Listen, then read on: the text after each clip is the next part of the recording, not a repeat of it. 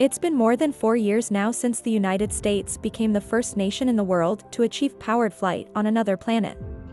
Responsible for that is a little helicopter-style drone called Ingenuity, which reached the Red Planet together with the Perseverance rover at the beginning of the decade.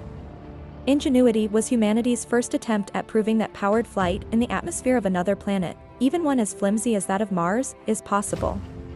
And the thing not only proved that, but also opened the doors to a new and a lot more effective way of exploring alien worlds, from the air.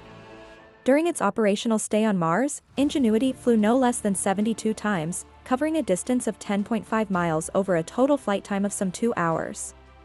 In doing so, it proved that airborne machines could do wonders when it comes to mapping points of interest on distant planets. Learning this, NASA has already announced plans to develop a lot more such machines for planetary explorations. And a new one called Skyfall just stepped into the spotlight, courtesy of one of the companies that helped put the Ingenuity together, by AeroVironment. Skyfall is for now just a concept, but one the company hopes would be ready for launch as soon as 2028. Its purpose is to give birth to a new generation of Martian helicopters that could aid with scouting potential landing sites for crewed missions to the Red Planet, but also with detecting precious resources. The idea is much more complex than a simple helicopter like the Ingenuity. It is the world's first drone carrier meant for another world, capable of launching a small fleet of tiny machines meant to spy on the planet below.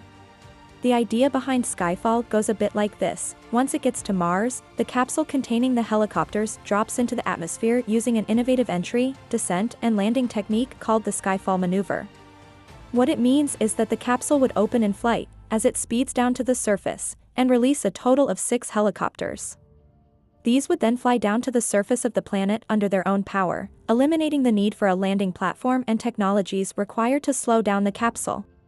The 6 helicopters would be capable of operating independently from one another, each of them sending their own set of data and images back to Earth, meaning a much larger quantity than would be possible using a single such drone. AeroVironment is presently working together with the Jet Propulsion Laboratory on this idea, and it seems the company is determined to test it on location 3 years from now.